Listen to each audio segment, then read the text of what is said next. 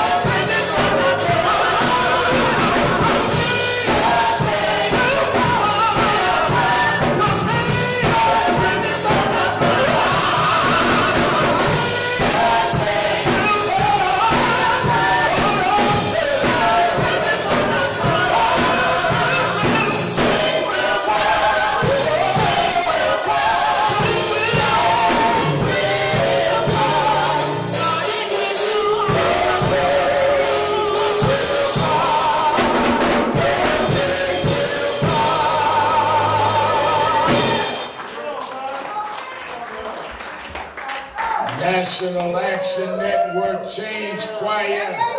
Give them a big hand. Give them a big hand. Sunday, we're happy to be with you another Saturday morning for the Saturday Action Rally for you that are here live at the House of Justice, 106 to 145th Street in the village of Harlem. And for you that are listening live on 1190 WLIB in New York, and you that are watching on live stream on National Action Network, we are happy to be with you another Saturday morning to give our report on where the action is. Give a hand to our presider, Attorney Michael Hardy. And give a hand to our inspirational word speaker, Reverend Xavier Goodwine, Harmony Missionary Baptist Church. Give him a big hand. Didn't we enjoy him? Sunday, let me first say that we are saddened by the passing of Chadwick Boseman, the actor, only 43 years old. And I was stunned to hear of his passing. I've got to know him a little and speak with him several times. He wanted to talk to me when he was doing the Get On Up film on James Brown. And he wanted to know how Mr. Brown did this and that. And we got to know each other a little bit. Then he had me come to the premiere when he did Black Panther. And a very kind and gentle person, but a master actor. A real gifted actor. Anyone that could do Black Panther, James Brown, Thurgood Marshall, and Jackie Robinson is a gifted, unusual actor. And certainly we give his family our prayers and condolences at this hour. Let me thank all of you that took the journey yesterday to the Commitment March in Washington, D.C. And I really must say that it was beyond my expectation. I thought that we would have a larger turnout than others thought. But I never thought we'd have a larger turnout than I thought.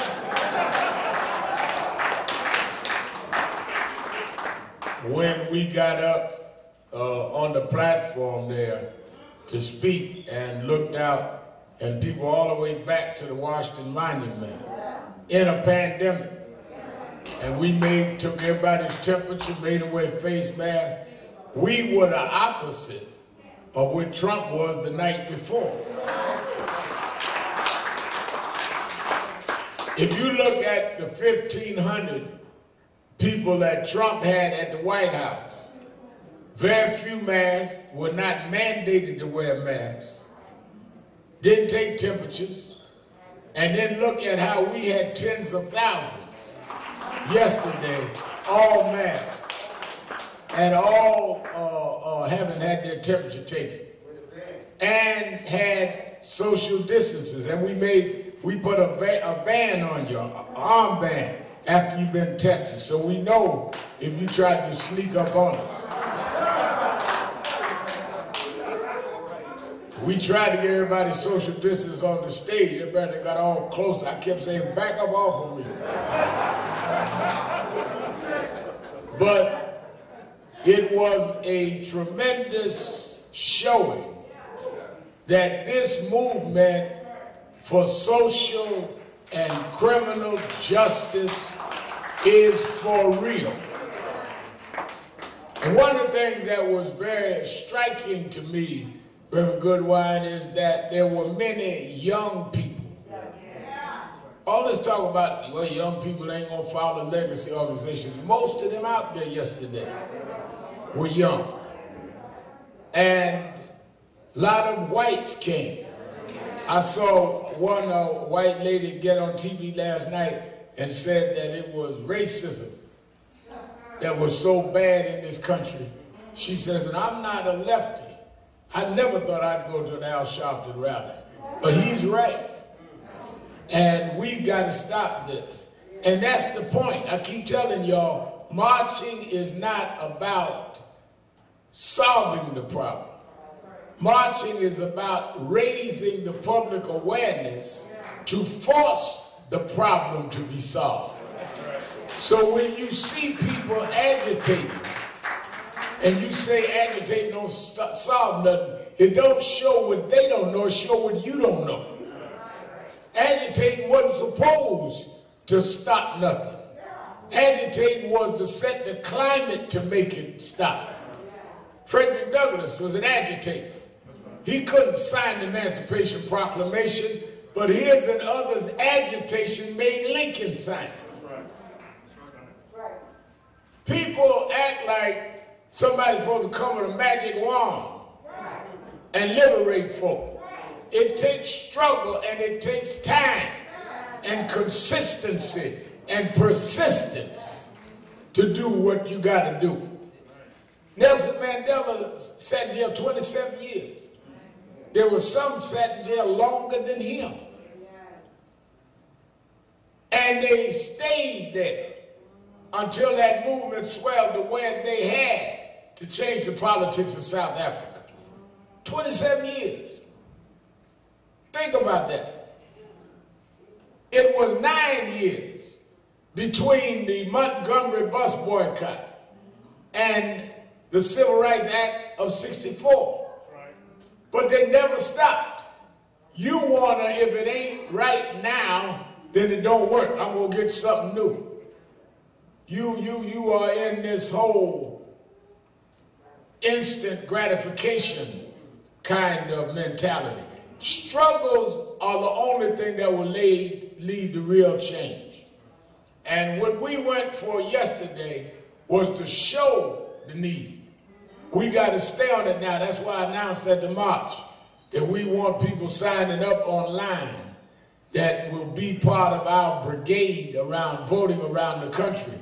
Because the senators that do not vote for the George Floyd Policing and Justice Act and do not vote for the John Lewis Voting Rights Act or do not commit to, those senators we need to target in those states and rally people to vote against them.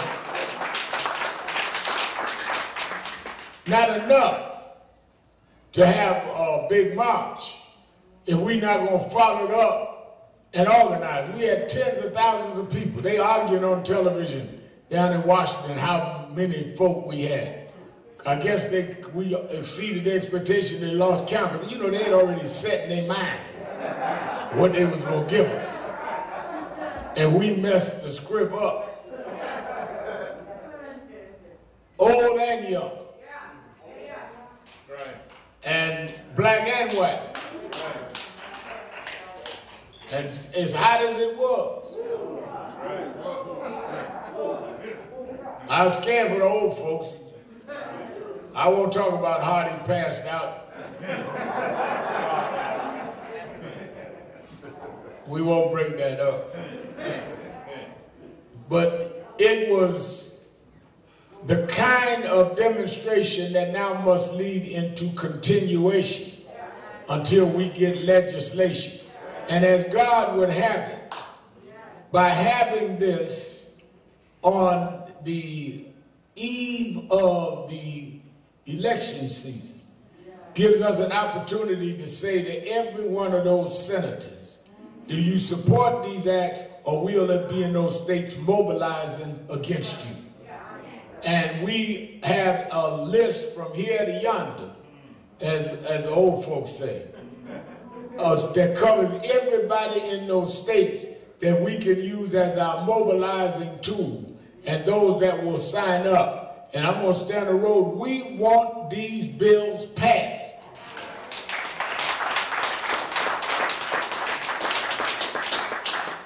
And that is the reason for the march and the follow-up to the march. And I don't criticize other folks doing other things, but just let us do what we do. One activist said to me, I don't know about legislation. Well, I do. So you do what you do. I do what I do. The reason I know about legislation makes a difference is I joke a lot with Attorney Hardy, but he's the most prolific, efficient civil rights attorney we have.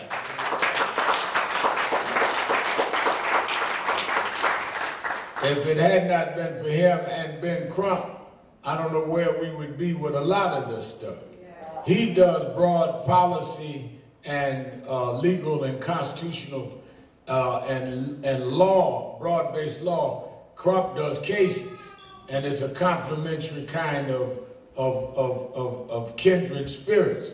And one of the things I learned, the reason why legislation is important, is if you don't have a legal basis, you can't even fight for justice in the court. It'll take Goodwine and me 2 or 3 millennials to change folks' heart. But you can, with legislation and the court, change their behavior. They never did. Dr. King and them never did change folks' heart saying, oh, we love you sitting in the front of the bus. They changed the law to where it wasn't up to them whether they liked it or not, loved you or not. So I'm not waiting for you to convert from shooting me in the back 7 times. But I'm going to make the law where you know if you do, you're going to jail for a long time.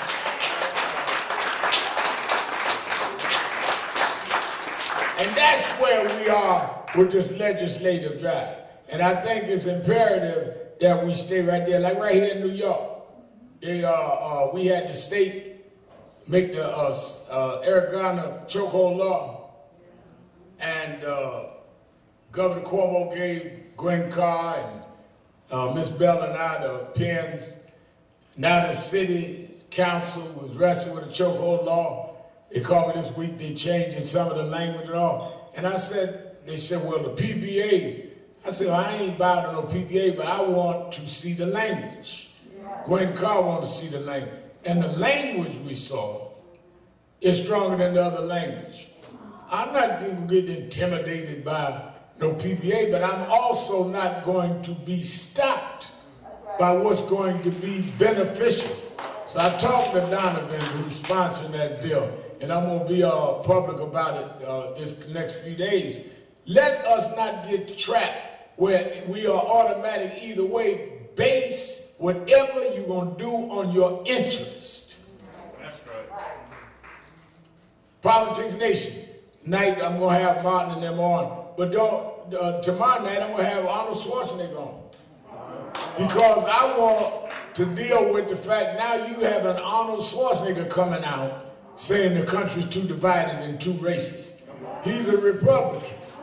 So y'all watch my show tonight and tomorrow, 5 o'clock Eastern. I got Schwarzenegger on. You can watch tomorrow night and see 2 Terminators at the same time.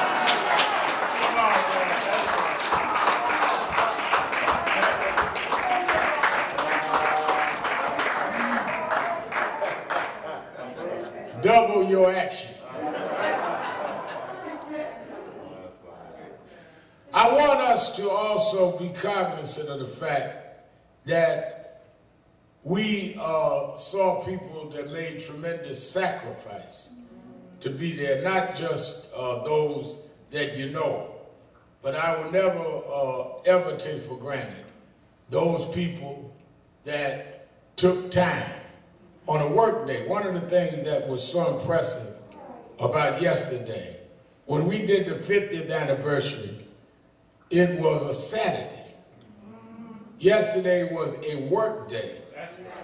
And people took off work, and we had more people yesterday than we had on the 50th anniversary. And we want to give those people a great round of applause.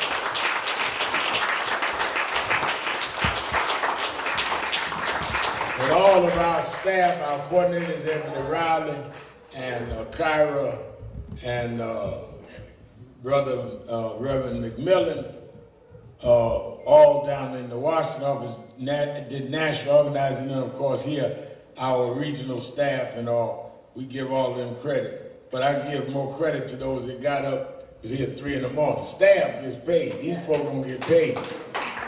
Got up 3 o'clock and was here at 3 in the morning, rolled down there, rolled back. And some of y'all here at the rally this morning.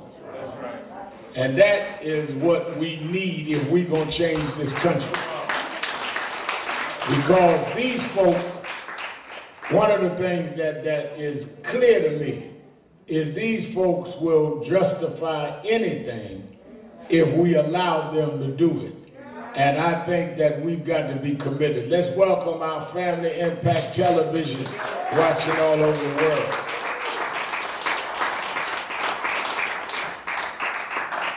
One of the things that I want to say about the march yesterday, I want to thank a lot of our Congress people and others that came.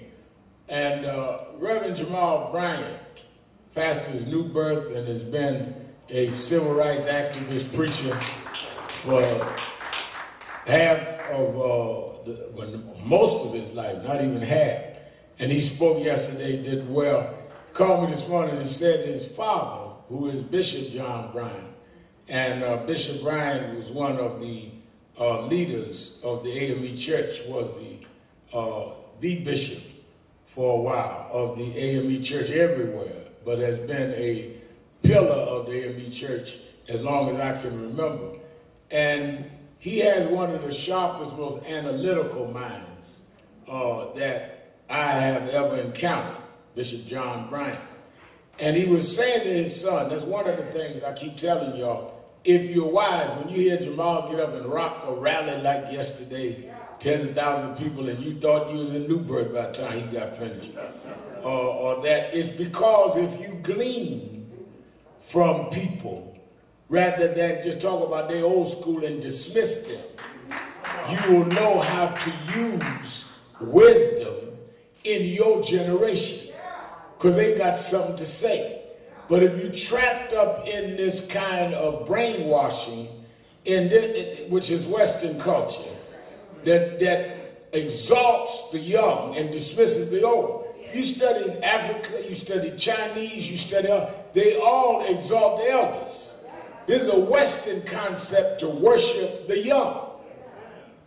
Part of that is based on capitalism. I'm coming back to Bishop Bryant. I ain't forgot my point. I ain't hardy yet. I remember what I'm saying. You know, I know old folks get to rambling all over. I'm coming back to my point. One of the things of capitalism, why they like to, I want y'all to get this now. The reason they like to glamorize the young is they want to sell products that way. So that's why they can put young women half-dressed and seduce you into buying something. And they use young, muscular men and all of that. So it's a seduction, because if they can appeal to you wanting to be young, they can then get unreasonable money out your pocket. That is all about capitalism. You run around trying to be 30 years younger than you are, will have you buying some size 4 britches for your size 8 behind. But you trying to look young.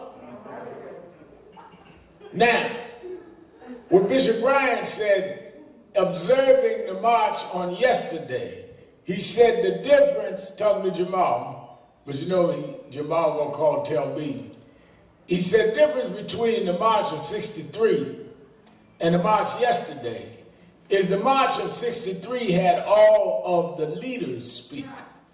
Everybody that spoke was leading something. The march yesterday, you know, let me break that down so you know, they had labor leaders, you know, Walter Reuther, then civil rights leaders, Roy Wilkins, A. Philip Randall, Whitney Young, all the leaders spoke. Yesterday, we had some of the leaders speak, but we had the actual victims' families speak. I thought that was a profound point, because we told some leaders we got to put you off the program because we want the families to talk, because it was more important for people to hear from those that are suffering from the causes that mean and makes it necessary for us to have the George Floyd law. It's all the oratory in the world doesn't bring home the point like Philonis Floyd did about his brother, or like Daddy did about his son Jacob. We did not in 63 have anyone that was sitting in the back of the bus speak. Rosa Parks didn't even speak. But yesterday, we laid out the legislation we wanted and say, here are the case studies on why we want it.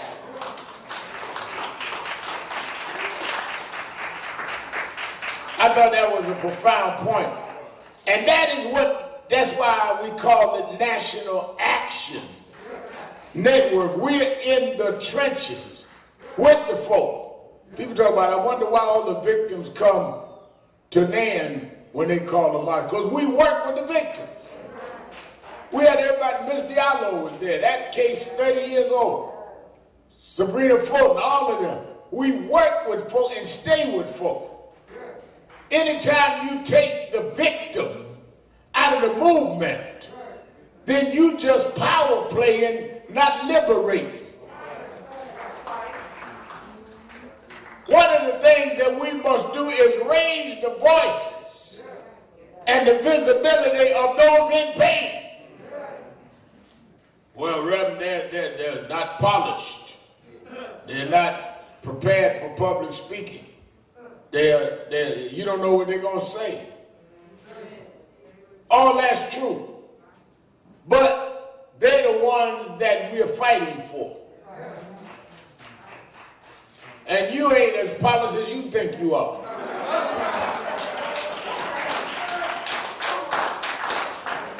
And you ain't saying much of nothing. You just got big words to say. Ain't nothing worse than a polysyllabic, irrelevant speaker. Spring a bunch of words together that means absolutely nothing. In fact, it ain't even intelligent. And notice I said ain't, I didn't say large. It ain't even intelligent to speak above the heads of your audience. If you try to communicate, you talk where people understand what you're talking about. Are you trying to empower me with information or trying to impress me with how smart you are? And that's one of the things that we've got to understand, that we're being tricked in some quarters. That they're trying to trick us into who impresses them rather than who empowers us. That's why they're going through all this right now, havoc in the faith community. Because you can impress folk with your rhetoric or your delivery or your performance, but you don't mean what you say. Can't communicate it and can't move nobody. So here you got, they're all in an uproar. Jerry Falwell Jr. had to resign. All this stuff. Because they're dealing with what they can limit morality to be. To indict everybody else. Rather than dealing with the public moral questions of this, in many ways, dissing our people because of the color of their skin. I was reading this morning an article in the New York Times about the Colfax massacre in the mid-1800s. Right now, they have a monument in Louisiana to those that did the Colfax massacre, where when they gave the 13th and 14th Amendment, for you scholars, you smart folks, let me give y'all a little history. I try to give a little bit for everybody. You know, that's why Saturday morning is good for me. I got to cover everything from Hardy to Phoenix. That's a wide range. That's a wide range. You got to have a whole lot of stuff with you. When they get the 13th and 14th Amendment and gave former slaves the right to vote, there was in Colfax County in Louisiana, they set up in the State House to go ahead and give these people this right to vote. They organized a group of white supremacists from all over Louisiana. You can read it in the op-ed page in the New York Times this morning. And went into this State House and started burning it down. And as people ran out, they'd kill them. And those that stayed in, they died. At the end of it, they killed 3 whites and 150 blacks based on they were going to and had elected people in that county that believed in the 13th and 14th Amendment.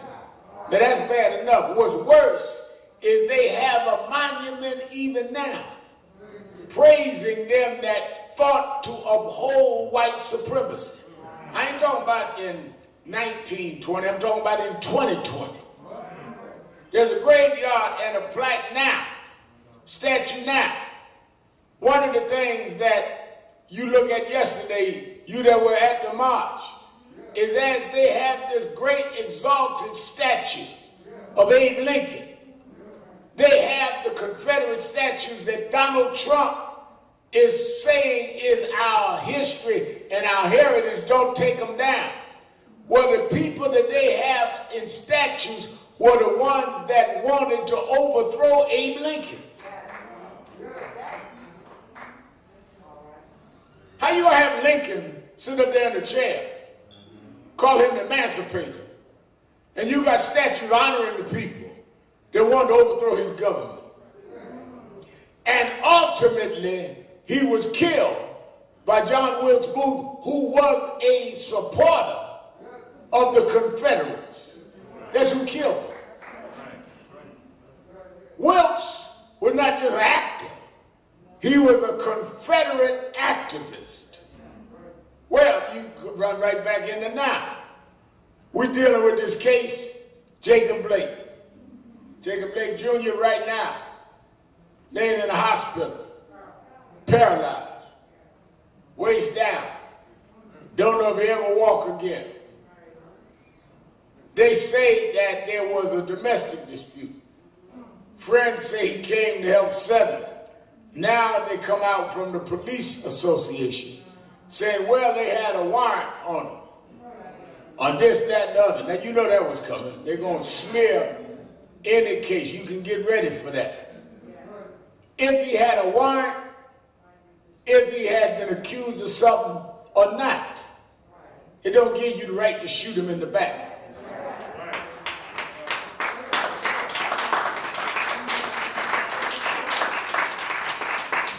So they said, well, he had a knife. But they say he had a knife in the car. That's what they said. We don't know that to be true yet either. But they said a knife in the car. So I'm watching the videotape. All of y'all have seen it. Cop walks around, following him around the car, grabs his T-shirt, and begins shooting. Obviously, he didn't have the knife in his hand because we'd have saw that. If he had the knife in the car, how did the policeman know the knife was in the car unless the policeman has X-ray vision? Now, y'all got Superman policemen out in Kenosha. They can see through car doors. And if he did have a knife, and if the policeman thought he had a weapon, aren't you trained in de-escalation? That's why I tell Attorney Hardy, I'm all for more training of police, but you need race training. Because they know how to act in white neighborhoods. It's not like they ain't trained. They're just not trained how to act with us.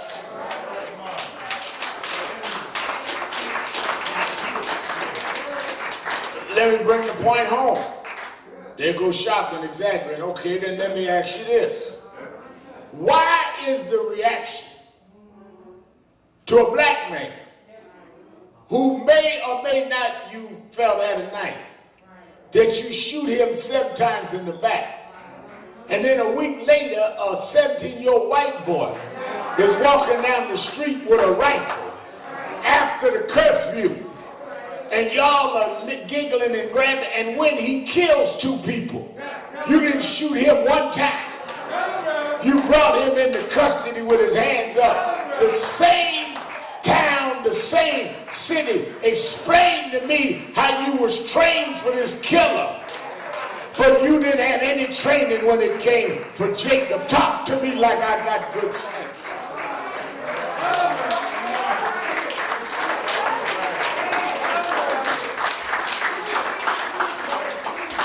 Look at how they treated this militia boy. Killed 2 people. First of all, they shouldn't have been in the street after the curfew.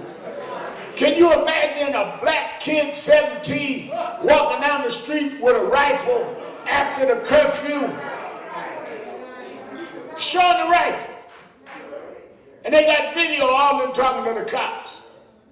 Then he shoots somebody. and then puts his arm up. They didn't shoot him down. But a black guy who you got his T-shirt in your hand, you got to shoot him 7 times in the back, and you want to know why we marching. That's why, as Bishop Brown said, we put up his daddy, and we put up the Floyds, and we put up Ahmaud Arbery's daddy, and we put up the victims, because we wanted folks to hear the pain directly, and I wanted to show in the perception, in the shadows, that's the word I'm looking for, in the shadows of Abraham Lincoln, what was going on now. Why? Lincoln was the one, I said it yesterday in my speech, Lincoln was the one that did what the other presidents didn't do. George Washington, Jefferson have memorials and monuments in Washington. You never heard about no civil rights march at either one of them. March on Washington 63. They didn't go to the Washington Monument or the Jefferson Memorial. Both of them slave owners. Both of them, one was the first president of the United States, the other the third. Why did they go to Abe Lincoln? Because Lincoln was the one that signed the document, the Emancipation Proclamation, that promised us full citizenship for those that had fought to save the Union, and promised us 40 acres and a mule.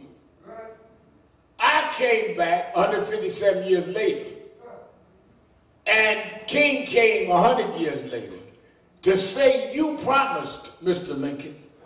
The mothers didn't promise us nothing. When Washington found the country, we were enslaved. He promised us nothing. He had slaves himself. Jefferson, hold this truth to be self-evident, all men are created equal. They weren't talking about us. They didn't consider us men. But you promised, Mr. Lincoln, that all that was different. Well, I come to bring cases with me to show those promises are still broken. That's what yesterday was about. I know where I was going and why I was going there. Broken promises.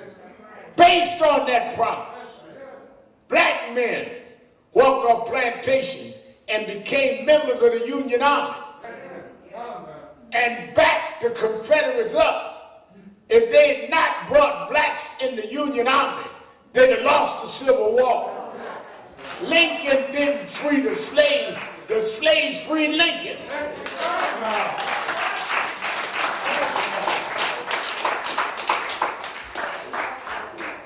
The generals told him we need to bring in the enslaved.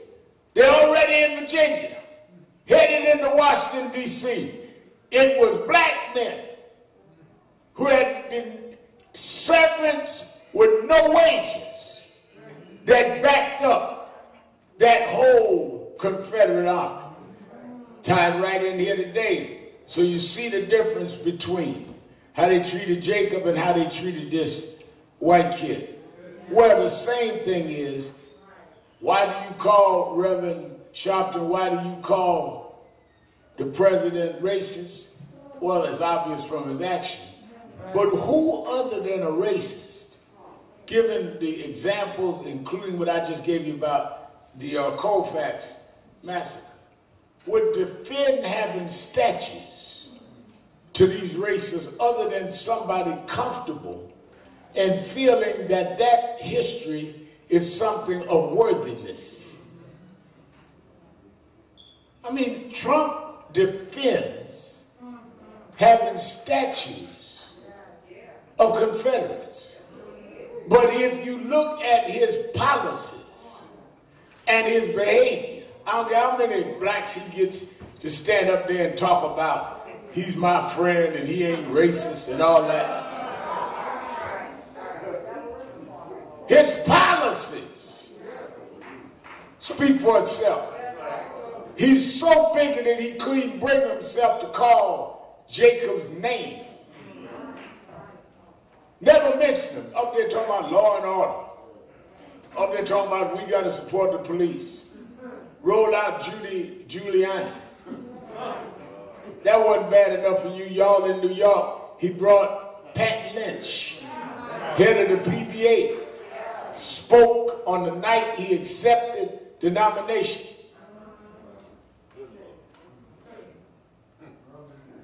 Then you got some blacks up there. I saw one black senator, Tim Scott, said that in one lifetime, we went from cotton to Congress. Okay, I go with that, Senator Scott, but who brought you from cotton to Congress?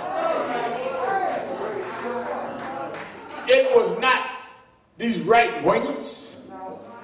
It was Martin Luther King and Fannie Lou Hamer and Medgar Evers and Rosa Parks that brought you out them cotton fields. The master didn't free you, a movement freed you. Why are you giving credit to them? If it was left to them, you'd have never been in Congress. They gerrymandered your districts. They robbed you of the right to vote. And that's why I tell a lot of you ungrateful folks that talk against movements. Yet you go downtown and work in jobs you'd have never got hired if it hadn't been a movement. Look at these folks sit up on television with their twisted mouths. Well, my analysis of what Sharpton and them are doing. If it wasn't for folk like me, you wouldn't have your twisted analysis on television.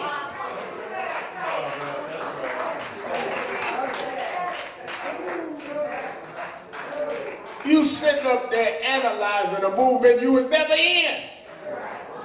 You were the beneficiaries of a movement. How you gonna have some folks sit up and analyze a march and they ain't never marched? Well, what they're trying to do. We open the door for you, hoping all that we wanted is hoping that you would at least tell the truth. I don't expect you to do what I do, but tell the truth. Anybody making this up, which goes right back to Bishop Bryan's point, that's why I bring the victims to speak for themselves. Ain't nobody making this up. How you gonna make up a video of a man have his knee on somebody's neck 8 minutes and 46 seconds? The other part of that goes back to self-esteem and dreaming. Let me make this point and I'll let you go. How you dream is based on how you see yourself. I want y'all to get this in the barbershop. Small people don't have big dreams. Small-minded people don't have big dreams because they can't conceive of big things because they're too small-minded. Small-minded people think about petty things. What kind of club can I go to tonight, even though I ain't got no money? What gossip I heard, even though it ain't got nothing to do with my business. And they dream in all kind of foolishness. Big people think about big things because they have a big self-concept. There's a difference between dreams and fantasies. Dreams are achievable things that may be a little beyond your grasp, but within your reach if you keep struggling to attain them. A fantasy is something that's beyond reality that you just want to fantasize about. There's a difference in us dreaming of passing legislation that we have the voting power to pass, and it's saying I want to be Batman and Robin, be able to leap buildings in a single bound, jump off a building with a cape and fly. That's a fantasy. dreams in your personal life ought to be connected to your ability and your reality, that it can be achieved. And if you have a dream, don't let nobody take your dream from you.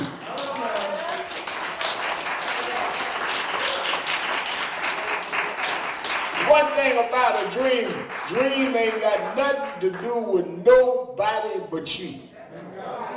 You can be married or whatever. Y'all can be in the same bed but don't have the same dream. When y'all go to sleep, you cannot predict their dreams and he can't predict yours. Can't nobody program your dreaming. They can program your cable. They can't program your dreaming. Your dreaming emanates from your consciousness. Your dreaming emanates from your self-image. And those dreams will, when you awaken, give you some energy toward a direction. Fantasy is you and your friends sitting around talking about some mess you know y'all ain't never gonna do or never be. That's why there's continuity in how God deals with history. I tell y'all that every week. Anything that is out of order ain't got nothing to do with God.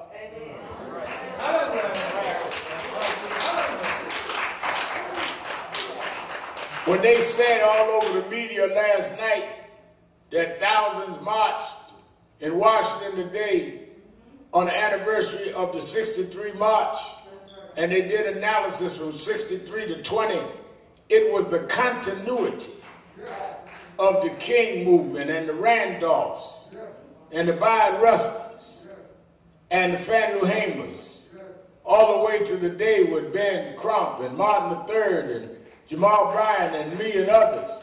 It was continuity, different generation, different era, different style, updating how we do it, but the same principles and values and the same word.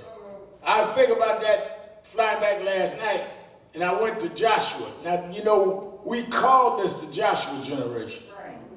And we call Dr. King and all of his aides the Moses generation.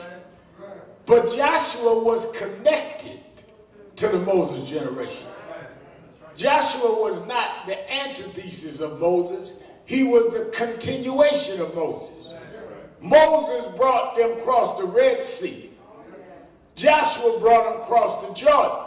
Joshua didn't stand at the banks of the Red Sea saying that Moses and them is old school. You a Red Sea Negro. I got a new thing. No, Moses saw it as the continuation of the same Exodus. That's why, good wine, these new folk that come out, that want to be, I'm the new thing, I ain't connected to all that yesterday. They're out of order. Go to Joshua 3. Start at the first verse. And Joshua rose early in the morning, and they removed him from Shittim, and came to the Jordan. He and all the children of Israel, and lodged there before they passed over. All right, so he got up early, all the children of Israel, and they lodged near the banks of the Jordan. Go ahead.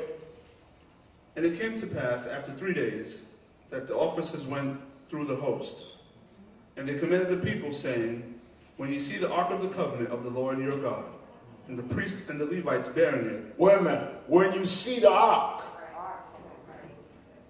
of the covenant.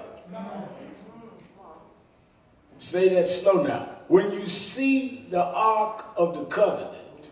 Of the Lord your God. Of the Lord your God. Meaning, don't you write no new covenant. Don't you invent something new. There's already been a covenant. Don't come with your new thing. Don't come with your new school. You get ready to cross rivers that should swallow you up. But when you see the ark of the covenant, why do you need to see the Ark of the Covenant? Because in the covenant, and the one that has the covenant has the power to open up Jordan River. Your new school ain't open up this river. But the same God that opened up the Red Sea will honor the covenant at the Jordan. You trying to collect on a covenant God made with your forefathers, yet to sever your connection to your forefathers. Well, then they don't owe you nothing. You can't say we built the country, never got paid, yet I ain't going to old school. Then who's the we you talking about? You collecting on the reparations of those that you denouncing.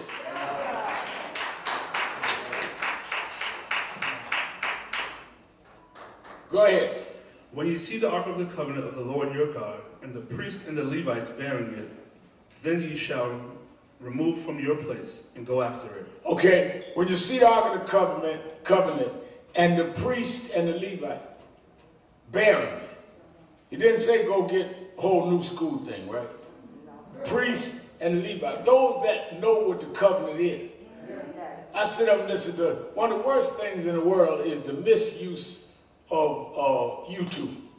Because you see a lot of folk on there that are not saying nothing about nothing. Mesmerizing people in foolishness. You know, I wasn't into all of that. Reverend Marshall told me, did you see so-and-so on YouTube, the Reverend so-and-so and so? And I started watching some of these preachers. And it amazes me how much they're not saying. They just get up hollering and screaming. Let the church say amen. Wow, Lord. Wait a minute. What am I saying amen to? They got a rhythm with no message.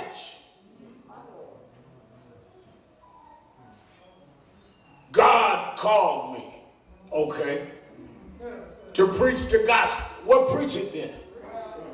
The gospel is not your idiosyncrasies.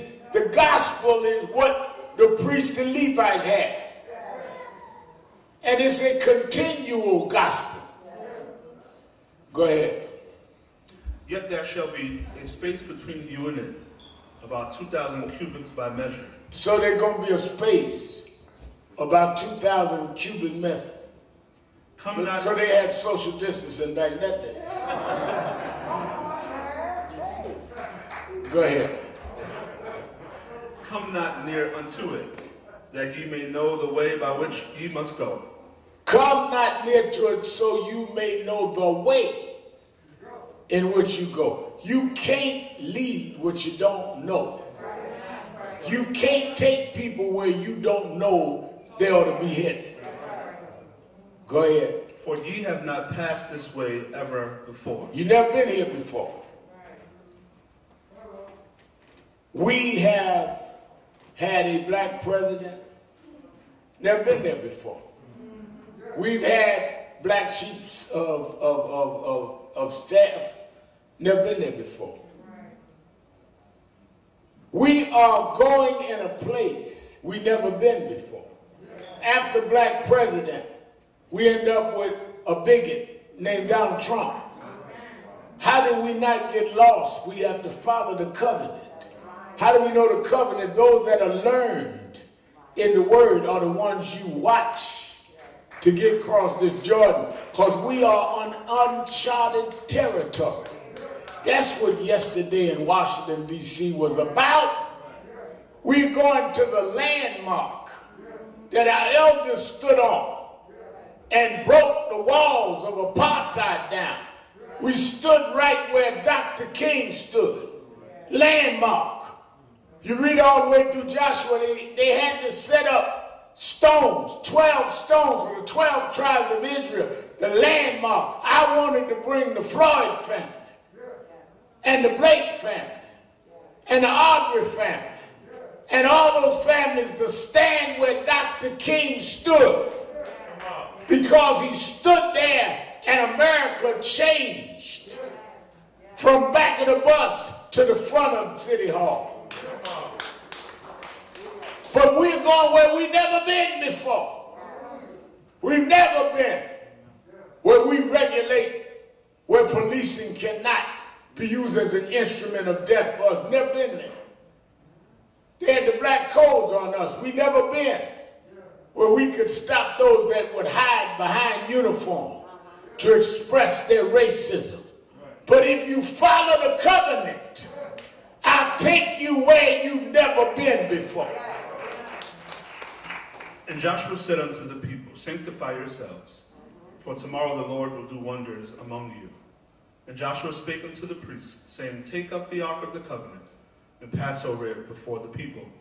And they took up the ark of the covenant, and went before the people.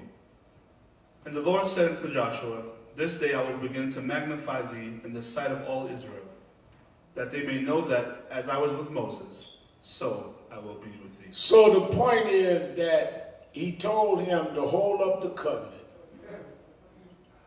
bring it among the people, since they're going in a place they've never been before. And here's the close. That's why we went to Washington yesterday.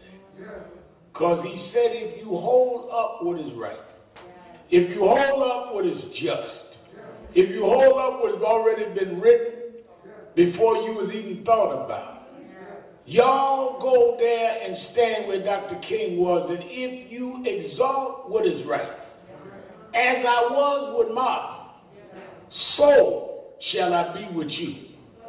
They killed Martin, but they couldn't kill his dream. Every city you go in now got a Martin Luther King Boulevard. Every January, the second Monday of every January, schools closed, courts closed, everything closed down to celebrate his birthday. When he was born, he couldn't even go to the regular school in Atlanta. Had to go to segregated schools. But God used that generation to break down the walls of Jim Crow. They went to Washington 57 years ago in the back of buses, couldn't use a restaurant or toilet. We went back yesterday with all of that open to us. And I come to tell you, as I was with Martin, so shall I be with you. But you got to follow the covenant.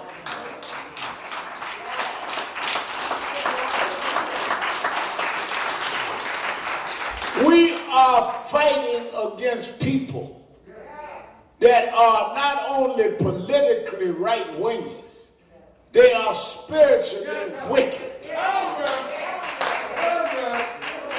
These folk are wicked. For them to walk over a boy's body and act like he's worthless, there's something dead spiritually about that.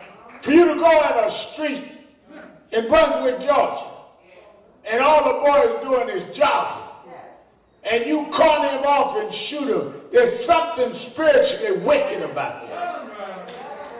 For you to break in a woman's house with the wrong address and shoot her in the bed, something weak and wicked about that. We fight not just flesh and blood, but principalities, wickedness in high places. But if you follow the covenant, there's a protection you get. And there is an evidence that I'll break through for you. As I was with Martin, so shall I be with you. Well, Reb, how we gonna get by Trump? How we gonna get by all of this? I don't know, but I know that unlike Lincoln's promises, God keeps his promise. And if we fight in line with what God has given us, he will bring us to places we've never been. Dr. King, Dr. Abernathy, that generation had no guarantee that what they would do would work. But they followed the teachings and the righteous order that they were called in. Mandela didn't know he wouldn't die in jail. 27 years in jail. Imagine the 16th year. The 18th year. He could have gave up, but he kept going. Not even being able to see what the end would be. He probably never imagined he'd be the president of South Africa. You got to go based on what is right, even if you can't see where it's going. Faith is not what you could figure out. Faith is not what you could calculate. Faith is not the end of a well laid out plan that you sat in your laptop and figured all of the angles out. Faith is when you can't figure it out. Faith is when no plan comes together. Faith is when you can't get the metrics to work, but you believe that God will make a way anyhow. I don't know how, I don't know when, but I don't believe he brought me this far to leave me now. I don't know how we're going to climb this mountain, but I know he wouldn't have put that mountain there and give me two legs if I didn't have the ability to climb. Faith is the substance of things, hope for, evidence of things I'm seeing. I'm going to hold on till God makes a way and brings us to places we've never been. God is still on the throne. He'll make a way as he was with Martin, as he was with Rosa, as he was with that generation. So shall he be with us. I'm going to keep marching. I'm going to keep struggling. I'm going to keep organizing. I'm going to keep going. We crossed the Red Sea of apartheid. We crossed the Red Sea of Jim Crow. We crossed the Red Sea of segregation. And I went to Washington on yesterday to tell you we got one more river to cross. We're going to cross that river. We're going to cross that river. We're going to cross that river as he was with Moses. So shall he be with us. Yes, yes, yes.